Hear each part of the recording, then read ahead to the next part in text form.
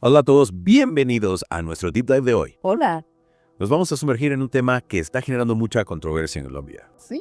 La decisión del gobierno de eliminar el programa Colombia sin hambre. Ajá. A simple vista parece contradictorio, ¿no? Un gobierno que se autodenomina progresista, recortando un programa social. Claro. Un programa diseñado para ayudar a la población más vulnerable. Pero como siempre, hay más de lo que parece a simple vista. ¿Te acuerdas del programa Colombia sin hambre? Sí, claro. Beneficiaba a 2.2 millones de hogares en situación de extrema pobreza.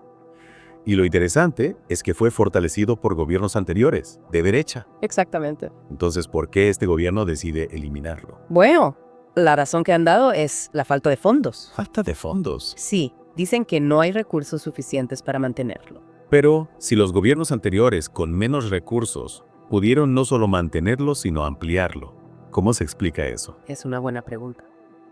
Y la respuesta, o al menos parte de ella, podría estar en el presupuesto actual. ¿Qué hay en el presupuesto? Si lo analizamos a fondo, encontramos que se han hecho recortes a varios programas sociales. Al mismo tiempo, el gasto burocrático ha aumentado. O sea, están gastando más en burocracia y menos en programas sociales. Exactamente. Y aquí es donde entra la ley de financiamiento. La ley que supuestamente iba a financiar estos programas. Y esa misma.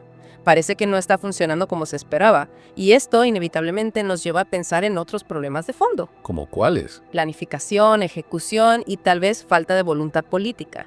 Si realmente se quisiera priorizar la lucha contra la pobreza, se encontrarían los recursos. Claro, porque si la excusa es la falta de fondos, ¿por qué no optimizar los recursos existentes?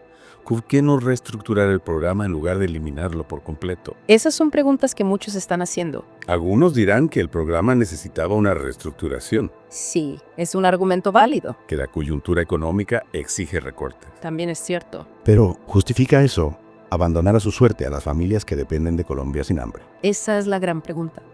Y más aún cuando este gobierno llegó al poder prometiendo proteger a los más vulnerables. Exacto, ahí está la gran contradicción y la gran preocupación. Refleja esta decisión una desconexión entre el discurso y las acciones. Podría ser.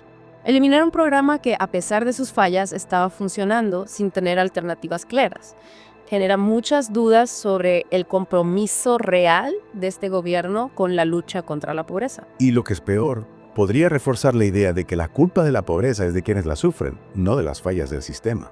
Exacto, es un riesgo real. Bueno, al menos hay un pequeño rayo de esperanza.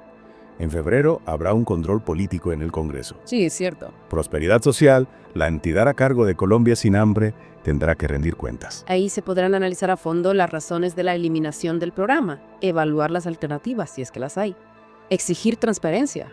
Y quizás presionar para que se garantice la atención a los hogares más vulnerables. Ojalá. En resumen, la eliminación de Colombia sin hambre nos deja con más preguntas que respuestas.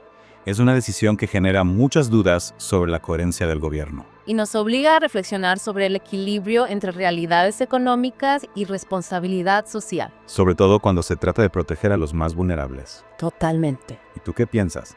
¿Cómo crees que los gobiernos deberían equilibrar las realidades económicas con sus responsabilidades sociales?